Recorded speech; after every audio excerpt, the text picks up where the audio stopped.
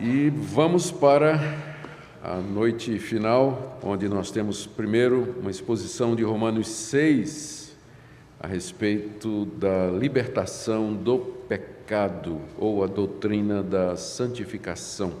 Queria convidá-lo a abrir a palavra de Deus, aí no capítulo 6 dessa carta tão importante que Paulo escreveu, carta aos Romanos. E vamos ler do verso 1 até o verso 14. Que diremos, pois? Permaneceremos no pecado para que seja a graça mais abundante? De modo nenhum. Como viveremos ainda no pecado, nós os que para ele morremos? Ou porventura ignorais que todos nós que fomos batizados em Cristo Jesus, fomos batizados na sua morte? Fomos, pois, sepultados com ele na morte pelo batismo, para que, como Cristo foi ressuscitado dentre os mortos pela glória do Pai, assim também andemos nós em novidade de vida. Porque se fomos unidos com ele na semelhança da sua morte, certamente o seremos também na semelhança da sua ressurreição. Sabendo isso, que foi crucificado com ele o nosso velho homem, para que o corpo do pecado seja destruído e não sirvamos o pecado como escravos. Porquanto quem morreu está justificado do pecado. Ora, se já morremos com Cristo, cremos que também com ele viveremos, sabedores de que, havendo Cristo ressuscitado dentre os mortos, já não morre, a morte já não tem domínio sobre ele. Pois quanto a ter morrido, de uma vez para sempre morreu para o pecado, mas quanto a viver, vive para Deus. Assim também vós considerai-vos mortos para o pecado, mas vivos para Deus em Cristo Jesus. Não reine, portanto, o pecado em vosso corpo mortal, de maneira que obedeçais às suas paixões. Nem ofereçais cada um os membros do seu corpo ao pecado como instrumentos de iniquidade, mas oferecei-vos a Deus como ressurretos dentre os mortos e os vossos membros a Deus como instrumentos de justiça. Porque o pecado não terá domínio sobre vós, pois não estáis debaixo da lei, e sim da graça. Amém. Vamos orar? Pai, nós pedimos que Tu nos ilumines pelo Teu bendito Espírito Santo na compreensão da Tua palavra, dessa verdade grandiosa, fundamental, que é a nossa união com Cristo e o fruto que decorre dela. Nos ajuda a compreender, nos ajuda a saber, a nos considerar e nos oferecer como mortos para o pecado e vivos para Ti. Ajuda-nos a fazer isso no dia a dia, é o que pedimos em nome de Jesus. Amém. Queridos, esse tema é um tema da mais alta importância e ele foi um dos pilares da Reforma Protestante, muito mais como decorrência de tudo aquilo que os reformadores ensinaram com respeito à salvação do pecador. A Reforma ensinou que nós somos justificados gratuitamente mediante a redenção que há em Cristo Jesus, ou seja, Deus perdoa os nossos pecados e nos trata como justos pela imputação ou pela atribuição da justiça de Cristo a nós, não por qualquer justiça própria que nós tenhamos. E isso, esse ensino da Reforma, cedo provocou reação dos papistas e de outros grupos, dizendo que acabava por levar à licenciosidade. Uma vez que eu sou salvo pela graça, uma vez que eu sei que eu sou salvo pela graça, não por obras da lei, e que Deus não me impõe condição para a salvação, mas Ele me resgata livremente, isso pode, ou o conhecimento disso pode ser uma tentação para que eu viva de qualquer maneira. Porque se a salvação é pela graça, então não é por obras. E se não é por obras, não importa o que eu faça ou deixe de fazer, no final eu serei salvo, se eu tiver fé em Cristo Jesus. Então, esse ataque ou essa crítica era feita pelos inimigos da Reforma Protestante, de que eles estariam ensinando um evangelho barato ou abrindo a porta para que as pessoas se sentissem seguras e não precisassem recorrer à igreja, às ordenanças da igreja, todos aqueles rituais que eram prescritos pela Igreja Católica, enfim, era essa acusação que era feita. E os reformadores responderam com Romanos 6, entre outras passagens, onde o apóstolo Paulo trata exatamente da mesma questão. Uma das acusações que era feita a Paulo pelos legalistas e judaizantes da sua época é que o evangelho que ele estava pregando, de que o homem é justificado pela fé em Cristo Jesus e não pelas obras da lei, conforme o judaísmo ensinava, era que esse tipo de evangelho levava à confiança das pessoas na misericórdia de Deus, e a ponto de que elas se sentiam livres para praticar o pecado sem temer as consequências, já que Deus as perdoava livremente.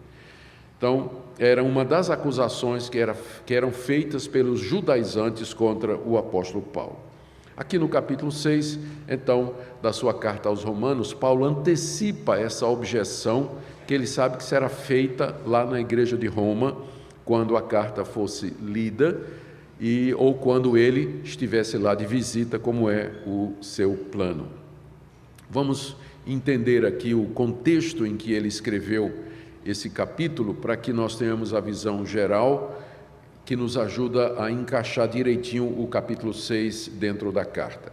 Como nós já vimos, o apóstolo Paulo começa essa epístola falando da perdição dos gentios, capítulo 1, depois a perdição dos judeus e, portanto, a perdição de todos, capítulos 2 e 3, a justificação pela fé em Cristo Jesus gratuitamente a todos, judeus e gentios, também capítulo 3.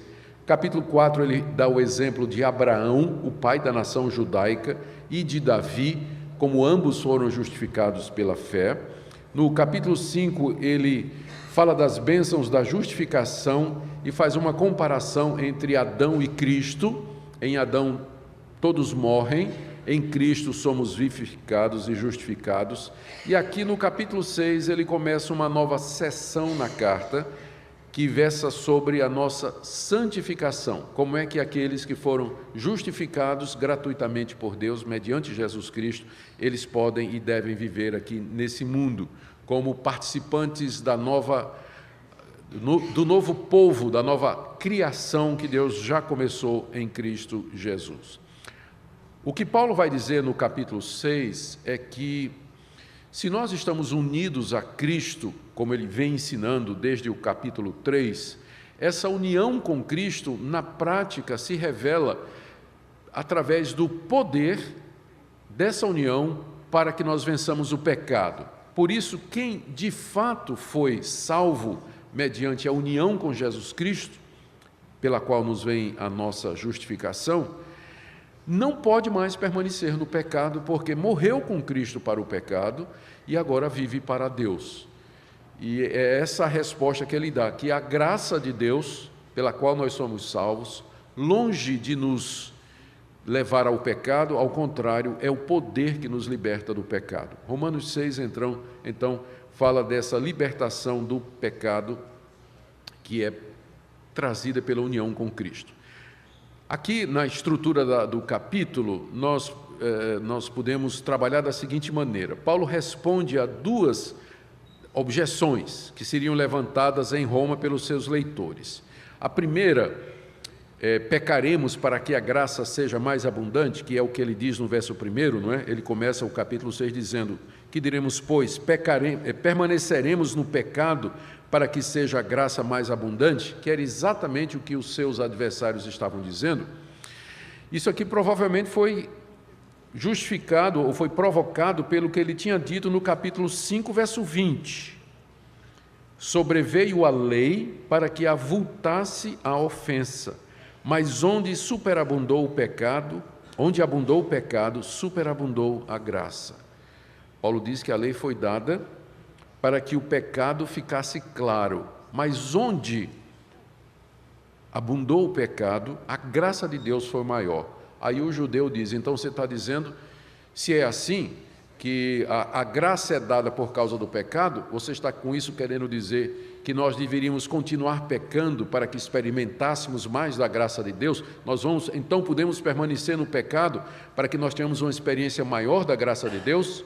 Então, Paulo responde a isso dizendo: absolutamente não, que vai do verso 1 até o 14, que foi o que nós lemos. O final do capítulo 6, que eu não sei se vou ter tempo para expor aos irmãos, do verso 15 ao verso 23, é a resposta a uma outra pergunta. Paulo, você está dizendo agora que Deus nos livrou da lei e nos salvou pela graça. Mas se a pessoa não tem lei, então ela não tem obrigações. Então, significa então que nós podemos pecar, já que agora nós não estamos mais debaixo da lei? É a pergunta que é feita no início da sessão, né? Você vê que no verso 15 ela está aí. Havemos de pecar porque não estamos debaixo da lei e sim da graça? E novamente a resposta de Paulo é de maneira nenhuma. E ele vai tratar desse assunto nos versículos consequentes. E a base, mais uma vez, é a nossa união com Cristo Jesus. Ou seja, aqui no capítulo 6 ele trata de duas questões fundamentais e práticas para a nossa vida. Em que sentido o Evangelho muda o meu comportamento? Ou de que maneira, pelo Evangelho, eu consigo vencer a luta contra o pecado que habita em mim? O Evangelho me dá liberdade para eu viver de qualquer maneira, já que ele ensina que a salvação é pela graça. Qual é o papel da lei no dia a dia da minha santificação? São questões que os cristãos sempre trazem e que elas refletem de uma forma ou de outra as dificuldades que a gente encontra no dia a dia para viver uma vida de acordo com a vontade de Deus. Eu espero que a exposição, pelo menos da primeira parte do capítulo 6, nos ajude a compreender esse princípio fundamental que é a dinâmica da nossa santificação, que é mediante a união com Jesus Cristo que nós podemos vencer o pecado e o domínio dele sobre nós aqui na nossa vida. Está aí o esboço, então, 6, de 1 a 14, resposta à primeira objeção: o crente não pode viver pecando porque está unido a Cristo em sua morte e ressurreição, de 1 a 5, e sabedor disso, ele se considera morto e se oferece a Deus, 6, de 6 a 14. Resposta à segunda objeção, 6, de 15 a 23, o crente não pode viver pecando porque foi libertado do pecado e agora é servo de Deus. Por isso, ele deve oferecer-se diariamente a Deus para servir.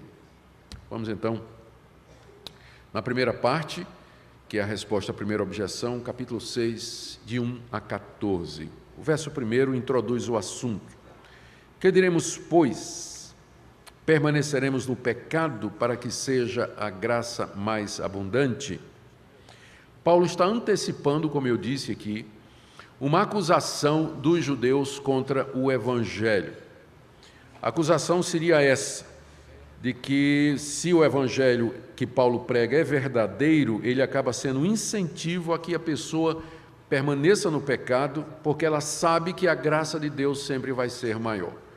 Essa acusação dos judeus contra a graça de Deus, ela vem sendo levantada, ela sempre foi levantada depois, contra o verdadeiro Evangelho, de que os cristãos ensinam um sistema de salvação ou uma religião que permite que eles vivam no pecado, porque eles acham que são salvos pela graça de Deus e, portanto, o comportamento deles não tem relevância nenhuma para essa salvação. Infelizmente, às vezes nós temos dado historicamente razão para que os inimigos do cristianismo nos acusem disso aí.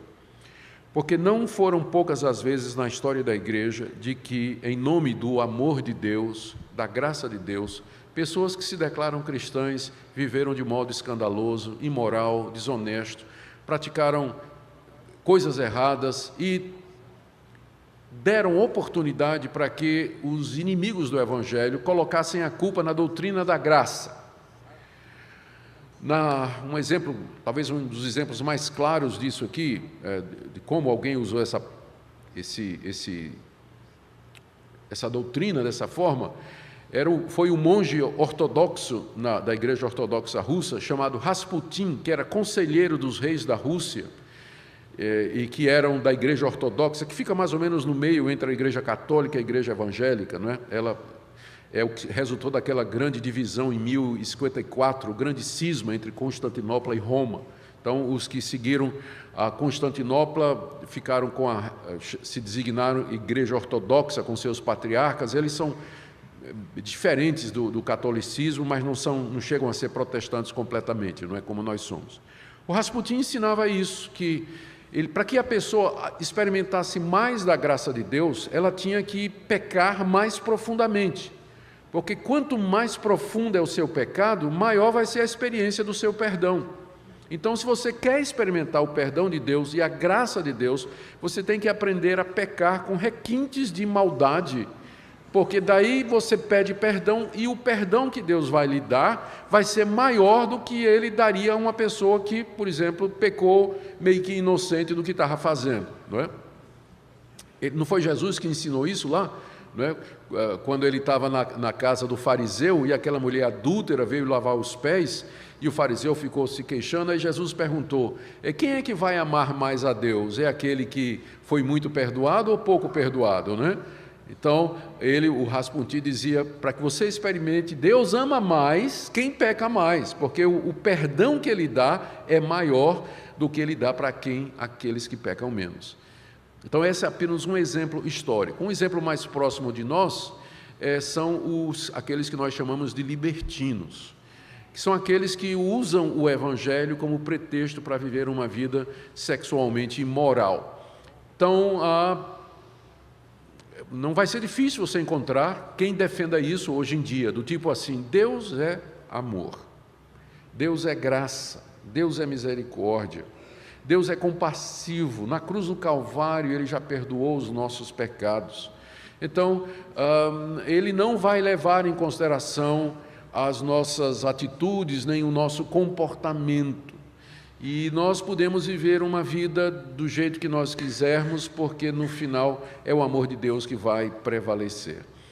Infelizmente, um tempo atrás, eu tive uma controvérsia com um pastor, que era da minha própria denominação também, ele já faleceu. Antes de falecer, ele já tinha também sido repreendido por conta disso.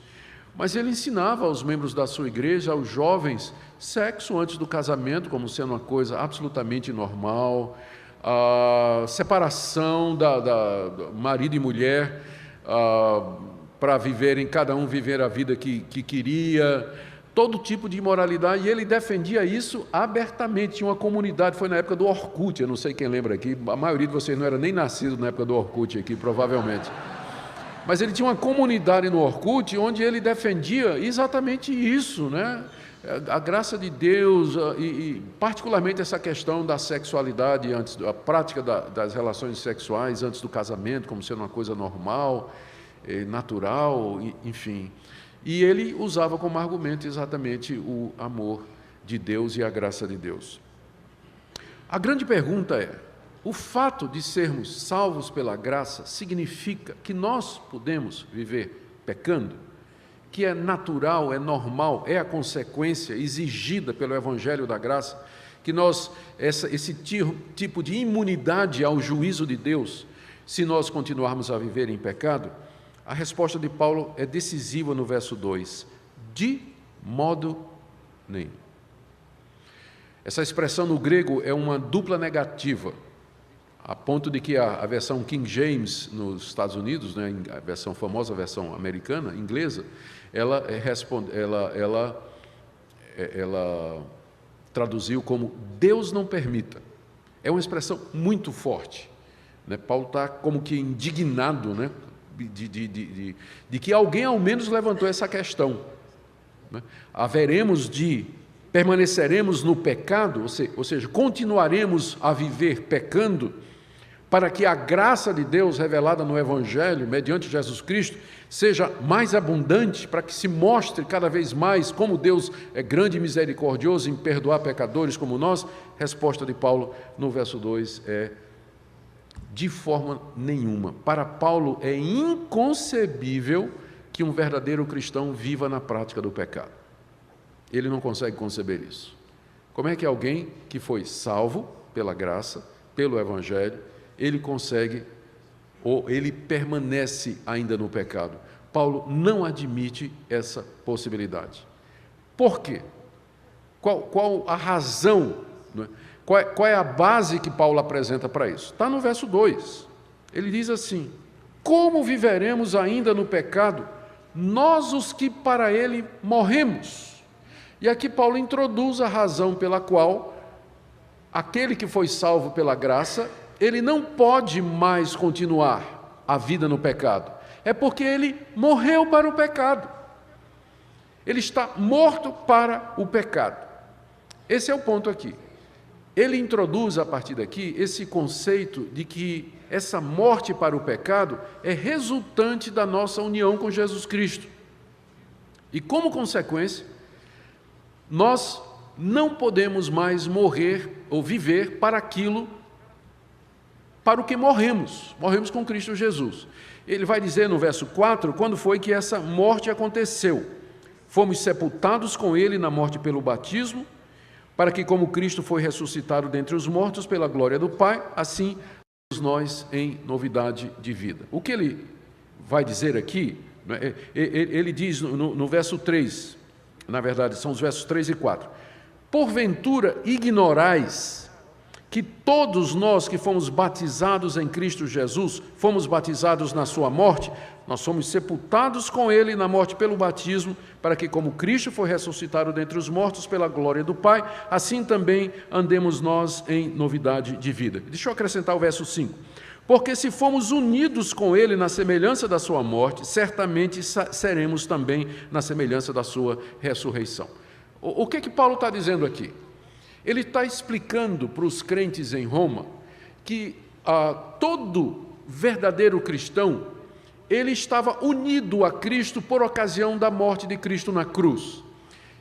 Do nosso ponto de vista, isso aconteceu há 2000 anos atrás. Do ponto de vista dos leitores da carta aos Romanos, isso havia acontecido cerca de 20 anos. Romanos foi escrito cerca de 20 a 25 anos depois da morte de Jesus Cristo. Paulo diz para os crentes de Roma, vocês não sabem, vocês ignoram isso, irmãos? Que nós morremos com Cristo há 20 anos atrás, quando ele morreu lá naquela cruz, e que nós fomos sepultados com ele, e que quando ele ressurgiu, nós ressurgimos com ele. Então, isso que Paulo se refere como sendo a base ou a razão pela qual nós não podemos mais viver pecando, foi um ato de Deus que aconteceu independente de nós. Deus nos uniu a Jesus Cristo lá na sua morte e na sua ressurreição. Quando Cristo foi pendurado naquela cruz e ele foi crucificado ali e sofreu e morreu, naquela cruz estavam pendurados e crucificados todos aqueles que Deus desde a eternidade escolheu para serem seus e os predestinou para serem seus filhos e por quem Cristo morreu, como nós vimos em Efésios 1.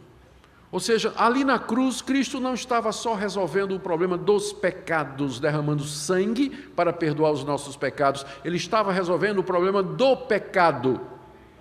Os pecados, referência àquilo que eu faço, pecado é aquilo que eu sou. Cristo resolveu os dois problemas na cruz, derramando sangue pelos pecados e crucificando com ele a minha natureza pecaminosa. E não somente isso, ela foi sepultada. Fomos sepultados com Cristo. É a confirmação, é a pá de cal em cima, né? É a confirmação de que a morte dele foi verdadeira, porque ele não só morreu, ele foi sepultado e ressurgiu ao terceiro dia e nós ressuscitamos com ele. Então, esse é um fato na história da redenção. Ele ocorre, ele não é uma questão de você sentir, não é uma questão de você experimentar, não é uma questão de você ter algum tipo de experiência disso, porque ele aconteceu quando você não era nem nascido. Deus incluiu na morte de Cristo todos aqueles que são seus. Essa é a verdade que Paulo apresenta aqui. E ele pergunta para os irmãos, vocês ignoram isso, irmãos? Ignorais porventura? Como se Paulo tivesse assim, Paulo não era o fundador da igreja de Roma, não é? Ele não foi quem fundou a igreja de Roma. Então ele se sente à vontade para perguntar, será que nunca ensinaram isso para vocês? Que vocês morreram para o pecado, unidos com Cristo? O batismo é o símbolo disso. Está vendo aqui como ele diz? Verso 3 e 4. Todos os que foram batizados com Cristo são aqueles que morreram com ele. Batismo é a expressão dessa nossa união com Jesus Cristo, na sua morte e na sua ressurreição. Vocês ignoram isso, meus irmãos, como se Paulo estivesse apresentando uma doutrina básica e fundamental e está espantado que os romanos não conheciam essa doutrina. A partir daí, qual a razão? Aliás, deixe ir agora para o verso 6, onde o apóstolo Paulo apresenta a razão pela qual isso aconteceu. Sabendo isso, aqui ele diz com toda clareza, né, tudo que já tinha dito com clareza, mas aqui muito mais.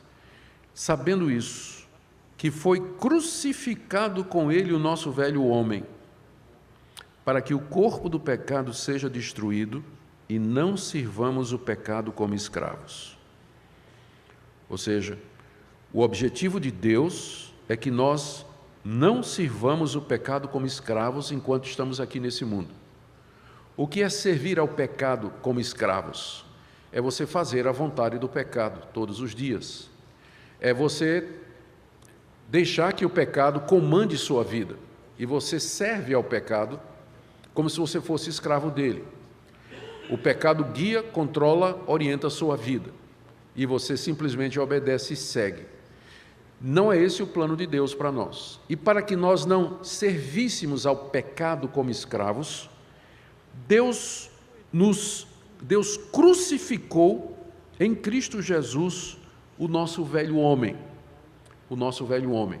Aqui é algo muito parecido com o que Paulo vai dizer no capítulo 7 sobre a libertação da lei. Nós já vimos isso quando explicamos na nossa primeira palestra de que maneira Deus nos liberta da lei. Não é removendo a lei, mas nos tirando de debaixo dela pela morte com Cristo. É a mesma coisa aqui. De que maneira Deus nos livra do pecado? Nos crucificando com Cristo de forma que nós morremos para o pecado. Quando era criança eu li as histórias de Simba o Marujo. Eram coleções de histórias em livrinhos que meu pai me deu. Desde cedo, meu pai despertou meu gosto pela leitura, ele me deu muita coisa para ler. E uma das coisas que eu gostava mais de ler eram as aventuras de Simba o Marujo. Hoje em dia tem filme, tem desenho animado sobre isso aí, né? Mas na minha época era leitura mesmo. E eu gostava das histórias de Simba, me lembro de uma em particular, em que ele naufragou e conseguiu chegar numa ilha paradisíaca, cheia de frutos e pássaros e aves, mas uma ilha aparentemente deserta.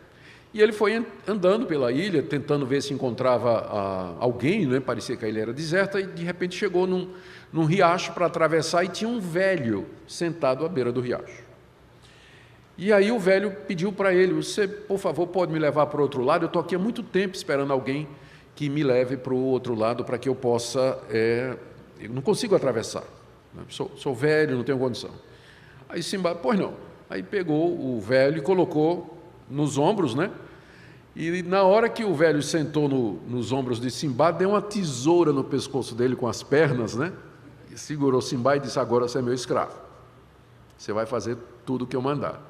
E aí, durante vários dias, ele dominou o marujo, né? Com as pernas como uma tesoura. Imagina aquelas pernas fininhas aqui, parecendo tesoura, né? Agarrada aqui na garganta de Simba, e levava Simba para fazer tudo. Simba tinha que pegar comida, tinha que caçar pássaros para ele, tinha que ir em todo lugar, e Simba procurou de todos os meios se livrar do torniquete do velho no pescoço e não conseguia. Até que um dia, né, na história lá, Simba teve a brilhante ideia de se fazer de morto. E quando o dia amanheceu, o velho, que não largava, não é? O velho parecia que nem dormia, ele mandou Simba se levantar e Simba não se mexeu.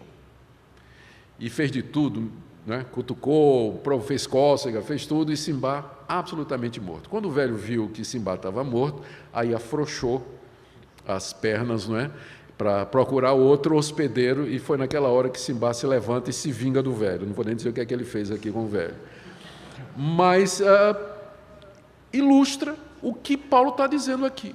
Deus não tirou o pecado de nós. E essa é uma inferência errada que alguns cristãos fazem, que na conversão e no processo de santificação, Deus tira o pecado de nós, a ponto de nós alcançarmos um nível de perfeição. Algumas linhas historicamente defenderam isso dentro do cristianismo, mas elas não têm qualquer fundamentação, porque o caminho de Deus nunca foi tirar a nossa natureza pecaminosa, mas nos fazer morrer para ela. E uma vez que nós estamos mortos para o pecado, acabou aquela relação de escravo-senhor. O pecado pode gritar e dizer o que ele quiser, mas nós estamos mortos para a voz do antigo patrão. Nós não temos que obedecer mais. Não há mais aquela relação de domínio. Então, foi assim que Deus fez para resolver a questão do domínio do pecado em nós. A obra de Cristo na redenção, ela tem 3 etapas. Na primeira etapa, Cristo, pela sua morte na cruz e pelo seu sangue, ele nos salva da culpa do pecado. É o que nós chamamos de justificação. Somos justificados. Isso é um ato de Deus, não tem nada a ver com experiência, do sentimento, é uma transação jurídica que Deus faz em Cristo Jesus. Você passa a ser tratado por Deus como justo, porque Deus lhe atribui a justiça de Cristo. Numa segunda fase, Deus me salva do poder do pecado. É o que a gente chama de santificação, que é esse processo aqui, em que Deus, mediante a minha união com Cristo, nossa união com Cristo Jesus, quebra o domínio do pecado durante o tempo que a gente vive nesse mundo. Mas essa santificação, esse processo, ele é imperfeito e incompleto. Nós vamos morrer lutando contra o pecado. E a última etapa é quando Deus me salva da presença do pecado, que é a glorificação, na ressurreição dos mortos, quando eu ressurgirei com um corpo perfeito, igual ao de Cristo, incorruptível e sem pecado. Aí, então, a minha salvação estará consumada. No momento, nós estamos vivendo a etapa número 2, em que Deus está nos salvando do domínio do pecado aqui nesse mundo. E isso é feito da mesma forma como que nós somos salvos, mediante a união com Cristo, e da mesma forma que haverá a ressurreição dos mortos, mediante a união com Cristo Jesus. Cristo é tudo do começo ao fim, e é unido com Ele, então, que eu posso vencer o pecado aqui nesse mundo. Por isso, Paulo está perguntando, vocês ignoram isso? E aí diz no verso 6, sabendo isso, já que vocês ignoram, eu vou dizer, vocês têm que saber isso, que foi crucificado com Ele o nosso velho homem. O que é o velho homem? O velho homem é a nossa natureza adâmica, é a natureza que nós herdamos por geração ordinária dos nossos pais, que por sua vez herdaram dos pais deles e assim por diante, remontando no passado até chegar no primeiro homem, que é Adão. Por isso que ele é chamado do velho homem, porque ele é o primeiro, portanto é o mais velho. Então nós todos herdamos a natureza adâmica do velho homem. Quando a gente se converte, ela não é tirada de nós. Mas a gente tem que saber que ela já foi crucificada. A única coisa que resolve o problema do velho homem é a cruz. Seus esforços não vão derrubar o velho homem, suas tentativas não vão amainar o velho homem, você não consegue matar o velho homem é bem persistente, só tem uma coisa que aquieta o velho homem: cruz. A cruz de Cristo é o caminho de Deus para você vencer o pecado, para você vencer o domínio do pecado na sua vida. Eu não estou aqui dizendo que nós não devemos lutar contra o pecado ou nos esforçar para vencer o pecado. É claro que temos, a Bíblia é muito clara a respeito disso, só que a base para fazer isso é saber isso. É a partir disso que Deus fez. É daqui que nós vamos tirar a força, a motivação para que nós possamos andar em novidade de vida. Então, nós temos que saber isso. A partir daqui, deixa eu fazer um resumo do que eu falei aqui, olha. Os verbos aqui no passado, Paulo diz assim: foi crucificado com Ele, fomos sepultados com Ele, morremos com Ele, ressuscitamos com Ele. Esses verbos no passado apontam para um fato definido, concreto e único, que foi a morte e a ressurreição de Cristo e a nossa união com Ele. Os crentes foram incluídos na morte e na ressurreição de Cristo. Essa é a base da vitória sobre o pecado e de uma vida de serviço, que é o que Paulo está ensinando já no verso 2. O batismo é o sinal e símbolo dessa união. Isso é possível porque Cristo é o representante dos crentes e é nesse sentido que Cristo é um antítipo de Adão. Aqui é porque nós não tivemos tempo de entrar no capítulo 5, mas no capítulo 5 Paulo faz essa comparação. Nós todos somos descendentes de Adão. Quando Adão caiu, nós caímos também. Quando Adão pecou, nós pecamos com Adão. O castigo que Deus deu a Adão foi extensivo a toda a raça humana. Nós somos herdeiros de Adão e a herança de Adão é a morte e a condenação.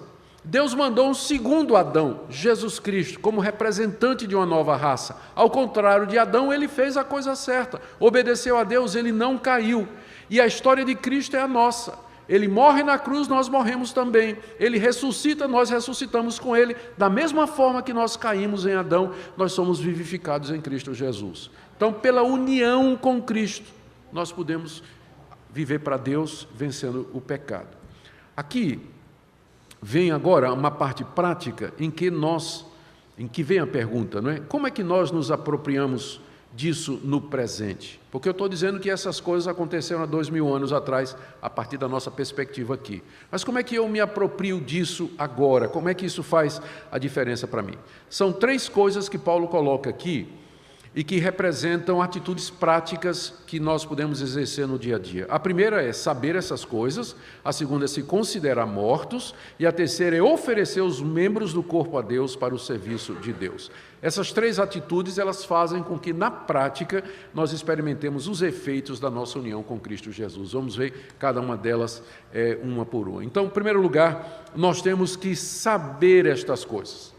Veja a ênfase que Paulo está dando aqui na passagem a saber. Ele usou no verso 3, ele fez essa pergunta: vocês ignoram isso? Ou seja, vocês não sabem isso? Quando foi no verso 6, ele disse assim: sabendo isso, vocês têm que saber isso. No verso 9, ele diz também: sabedores de que, havendo Cristo ressuscitado dentre os mortos, etc., etc., e aí no verso 16, não sabeis que daquele a quem vos ofereceis. Estão vendo a ênfase que Paulo dá em você saber estas coisas, você conhecer estas coisas? E eu não entendo porque tem gente que acha que doutrina é ruim. A base da santificação é saber. Se você não sabe, é igual aquele homem que morava na Austrália, morava nos Estados Unidos, soube que descobriram ouro na Austrália, vendeu tudo que tinha, pegou uma fortuna, pegou o navio, foi para a Austrália garimpar ouro. Perdeu tudo que tinha. Não achou ouro, não achou foi nada. Depois de alguns anos, ele estava completamente quebrado e queria voltar para o seu país, e o dinheiro que sobrou só dava para ele comprar uma passagem. Então ele foi no porto, comprou a passagem de navio, a viagem durava mais de um mês. E ele fez as contas lá com o dinheiro que sobrou, o troco, não tinha dinheiro para comida, não é? Era uma viagem de 1 mês e meio no navio, não tinha dinheiro para comida. O que ele tinha, dava para comprar um pacotinho de bolacha e um pedaço de queijo, que foi o que ele comprou. Então ele embarcou. Primeiro dia, aquela fatiazinha de queijo que dá para ver do outro lado, né? Com meio pedacinho de biscoito, de bolacha. No segundo dia, passada 2 semanas, acabou a provisão, e o homem, então, morrendo de fome, resolveu se trancar no camarote, né, dele para morrer de fome, né? E o que dava mais tristeza nele é que ele passava em frente ao restaurante do navio, e as pessoas comendo e se divertindo lá, tinha comida para todo mundo, e ele lá, né? Aí o capitão sentiu falta dele, foi atrás dele, bateu lá no camarote dele, e disse: nós estamos sentindo, o senhor está bem? Está precisando de alguma coisa? Ah, capitão, o senhor não sabe a minha história, Aí contou a miséria dele, toda a desgraça que ele passou, tudo que ele perdeu. Terminou com a história dizendo: capitão, eu fiquei tão pobre que eu não tive dinheiro nem para pagar as refeições no navio. O capitão deu uma risada e disse: ué, você não sabia que as refeições estavam incluídas no preço da passagem? Pois é. Então tem crente assim, ele simplesmente não sabe. Ele ignora a riqueza do Evangelho. Ele ignora o que Deus fez por ele em Cristo Jesus. E porque ele ignora, ele vai proceder ou vai tomar providências para resolver os problemas que ele está sentindo, para lutar contra o pecado com as armas que ele tem. Vai fazer campanha, vai fazer isso, vai fazer aquilo outro, fazer uma série de coisas e não vai dar em nada. Por quê? Porque ele desconhece, ele ignora. Ele ignora. Igual aquele bunker de japoneses que foram encontrados no final da guerra, né? Depois que a guerra terminou, acharam lá numa ilha um bunker de japoneses, tudo armado, pronto para brigar, e alguém diz: vocês não souberam que a guerra acabou faz 1 ano? Não sabia não. Pois é. Então, o primeiro problema no meio evangélico é a ignorância, é o desconhecimento do que é o evangelho. O pessoal não quer saber de doutrina, não quer saber de estudar a Bíblia. É só louvorzão para cá, louvorzão para lá, gospel para cá, gospel para lá, profecia isso, profetada para lá, prosperidade de um lado, de outro, vamos dar cambalhota, salto triplo mortal para trás no culto e tudo, e Bíblia que é bom, ninguém quer. Então não sabem, não tem a menor ideia, como aquele fazendeiro nos Estados Unidos que morreu pobre, e sem saber que nas terras dele havia um veio de petróleo, que foi descoberto depois. E a família dele ficou podre de rica, mas ele morreu pobre, porque ele não sabia que tinha petróleo nas suas terras. Então, ignorais, e quando a gente ignora, acontece exatamente isso aí. Portanto, o primeiro passo é saber, estudo bíblico. Você quer vencer o pecado? Você quer conhecer a Deus? Quer ver uma vida de santidade? Palavra de Deus. O quem é Deus? Quem sou eu? O que Ele fez por mim em Cristo Jesus? O que eu posso receber da parte de Deus? De que maneira eu posso agradá-lo? Então você tem que saber. Você tem que saber para poder caminhar com Deus. Segunda coisa, não basta saber, é claro, né? Você tem que pegar esse conhecimento e se apropriar dele. Veja o que Paulo diz aqui no verso 11.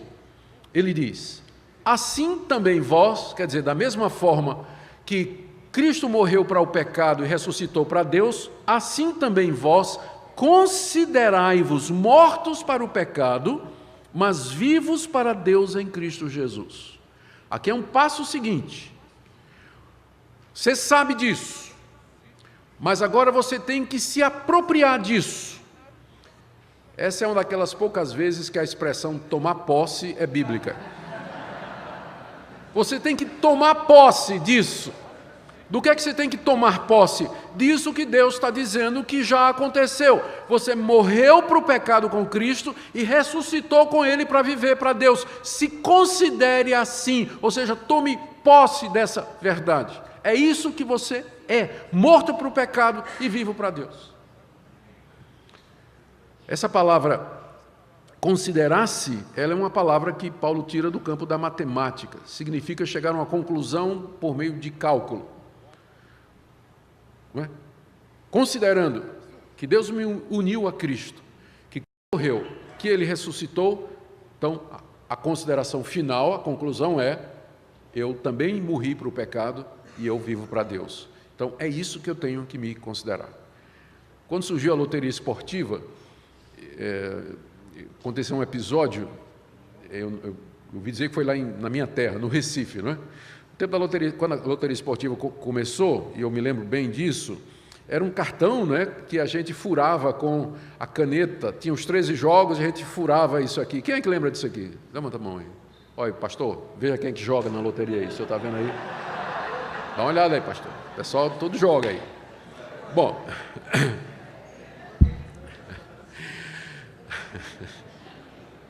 Essa foi horrorosa, desculpa aí. Mas a história é, o cara pegou, jogou, apostou, pegou a cartelinha, marcou os 13 jogos e ficou no radinho de pilha acompanhando o resultado dos jogos. Jogo tal, resultado, ele, acertei, marcou. Escutando o jogo, foi escutando, acertou o segundo jogo, acertou o terceiro, foi. De repente, na noite de domingo, o último jogo, ele acertou, fez os 13 pontos. Nossa, esse homem ficou... Ele soube o resultado dos jogos e considerou-se rico. Pegou os móveis, levou para a rua, queimou os móveis velhos, chamou a sogra e deu o apartamento dele para a sogra. Alguma coisa, o cara fez umas extravagâncias, isso aí foi fato mesmo, fez um monte de extravagância. Entendeu?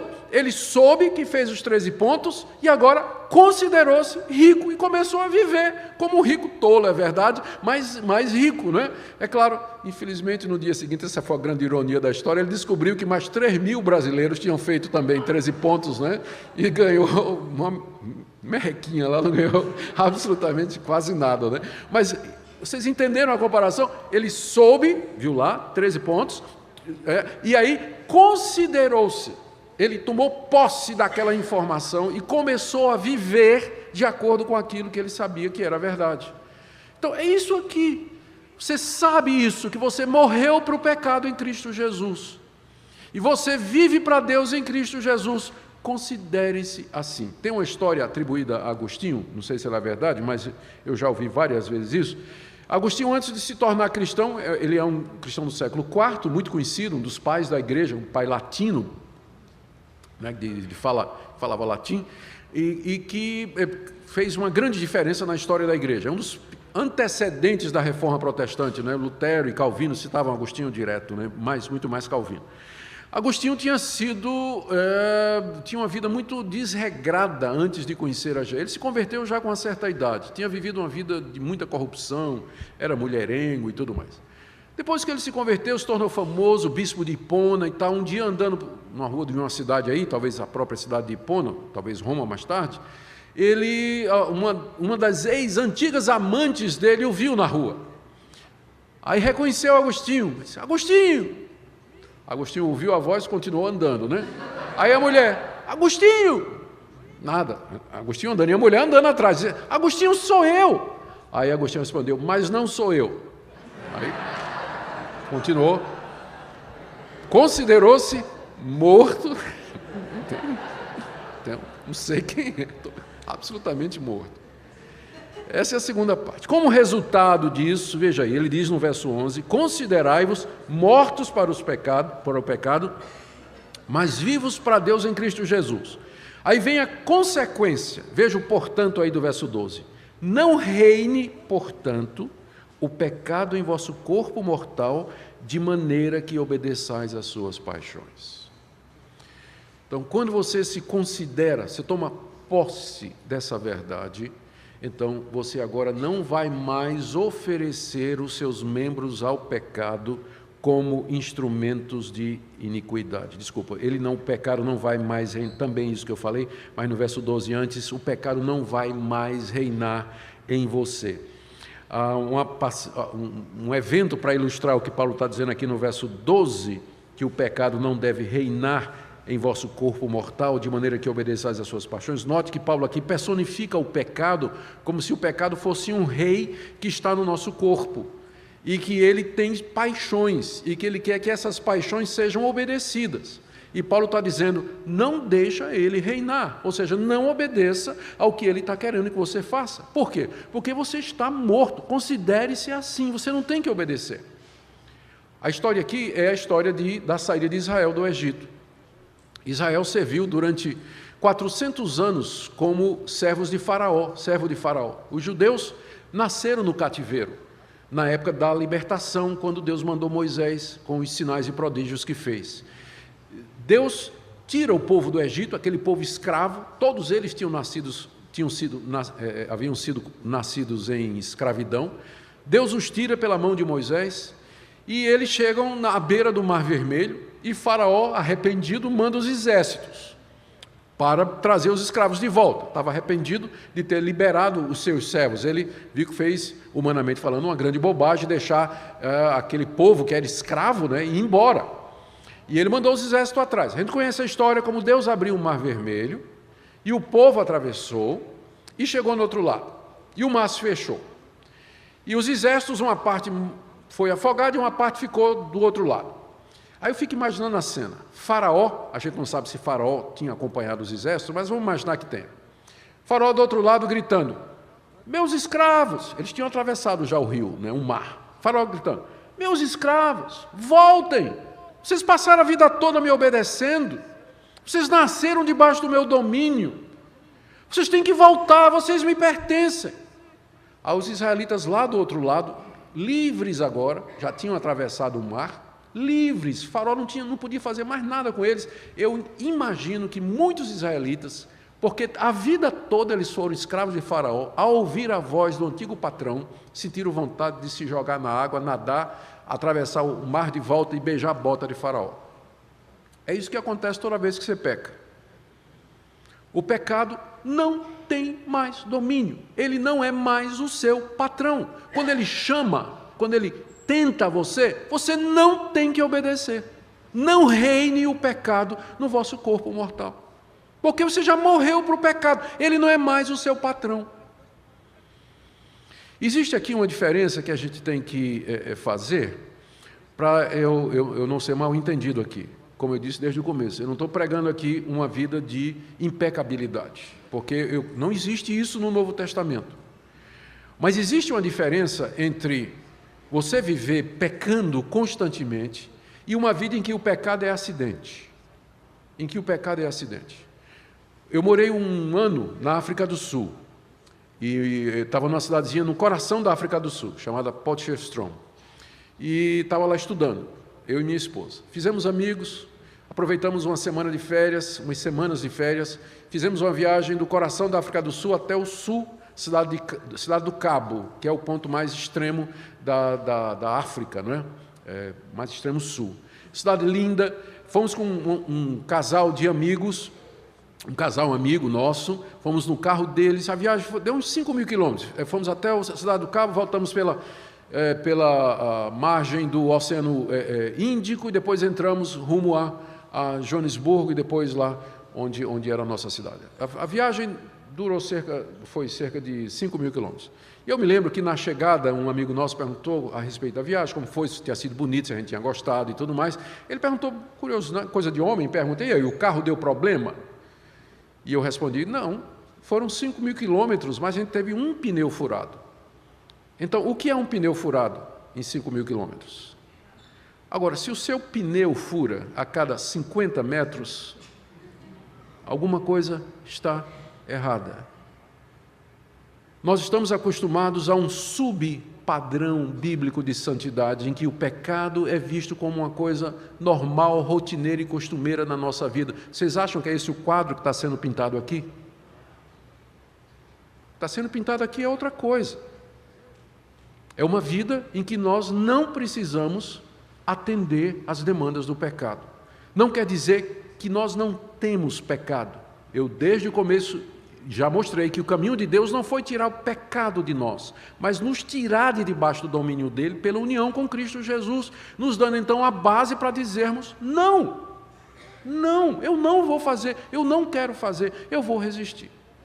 Isso nunca é apropriado por nós de uma forma em que nós chegaremos a um ponto de nunca pecar, mas com certeza isso nos garante uma vida onde o pecado não é tão frequente e tão necessário como às vezes as pessoas imaginam.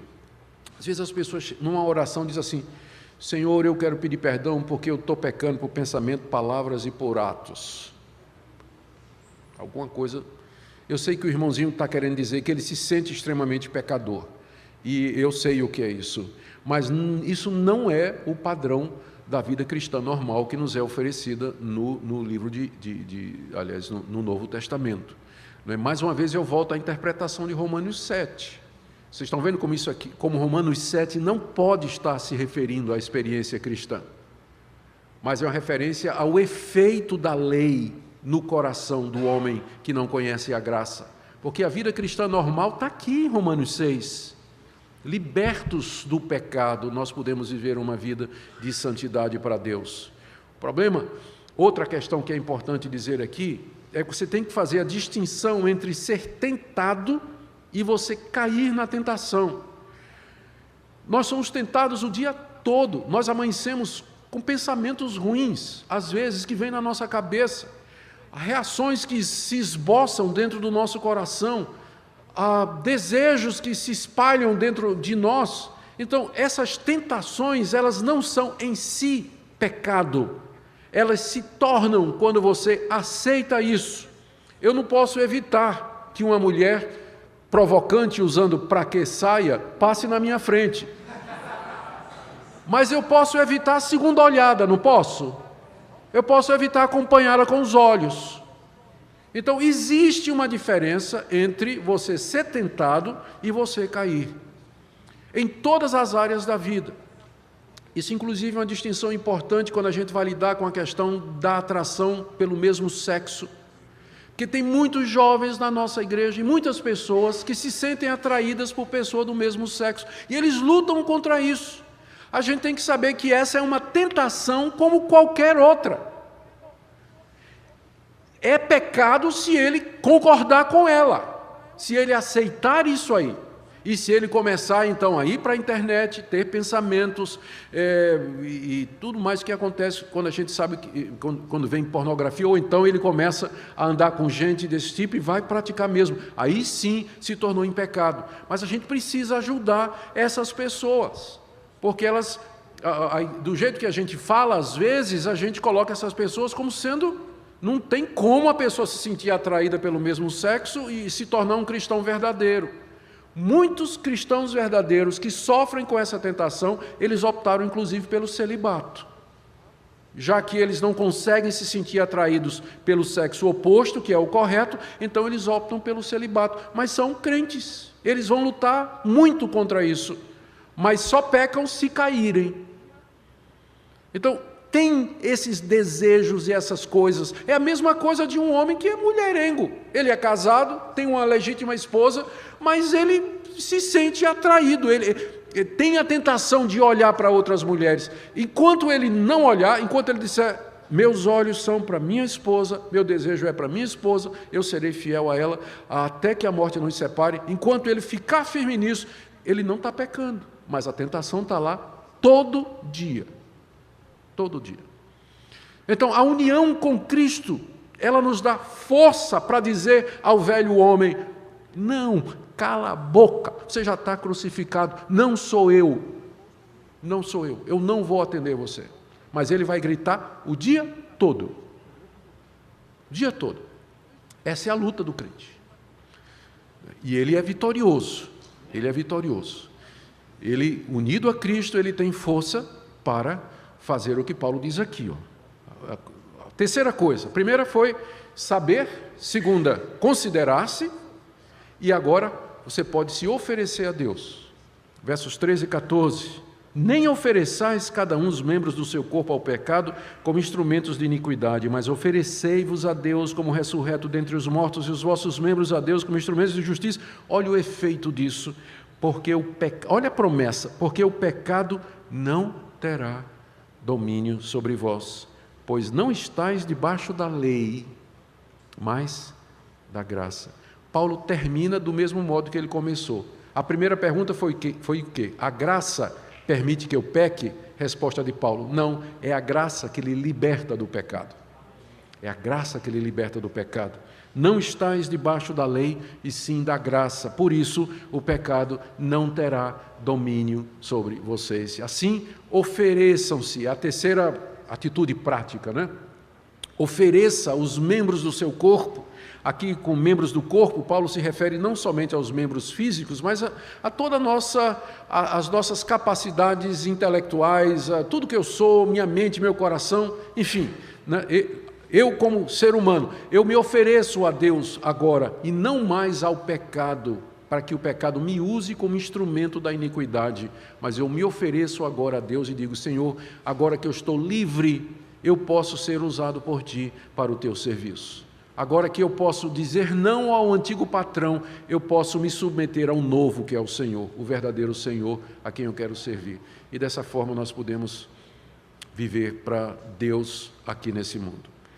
Queridos, eu termino aqui com algumas palavras práticas para nós. Essa é a teoria. Você não vai aprender isso aqui e viver isso aqui num dia só. Me lembro quando eu ensinei isso quando estava ministrando, discipulando um rapaz, faz muitos anos isso, que estava entrando no seminário, eu já era pastor, ele era seminarista, ele estava muito preocupado com a vida cristã dele, nós conversamos a respeito disso, e eu expliquei essa passagem para ele ficou tão feliz, ele disse, agora eu entendi. Ele saiu da minha casa, foi esperar o ônibus, e o ônibus demorava, ele foi ficando com raiva, e quando o ônibus finalmente chegou, ele deu um chute na porta do ônibus. Aí voltou, disse, pastor, não funciona. Calma, irmão. A santificação é um processo que dura a vida toda. é um aprendizado. Vai e não peques mais. Peça perdão, 1 de João 1,9, se confessarmos os nossos pecados, Ele é fiel e justo. Vá e amanhã você agora já aprendeu como é que faz. Todo dia você tem que saber considerar-se e oferecer-se. Todo dia você tem que ter comunhão com Deus pela palavra, pela oração, se revestir e tomar posse dessas verdades que Deus nos oferece, porque é isso a base de você dizer não para o pecado e a força para você servir a Deus fazendo bem. Então, essa é a palavra que eu queria dar, compartilhar essa palavra com os irmãos, e a minha oração é que Deus, de fato, nos ajude a viver de acordo com os padrões da sua palavra. Vamos orar. Oh Deus, todos nós aqui queremos viver uma vida santa, uma vida reta. Queremos experimentar essa alegria da santidade. Te damos graças porque já morremos com Cristo, já ressuscitamos com Ele. Senhor, nos ajuda a saber isso, mas nos ajuda a nos considerar, tomar pela fé as Tuas promessas, tomar posse das Tuas promessas pela fé, mas a nos oferecer diariamente a Ti e não mais ao pecado como instrumentos de iniquidade. Nos ajuda a experimentar essa promessa de que o pecado não terá domínio sobre nós. Senhor, esse é o desejo do nosso coração, em nome de Jesus. Amém.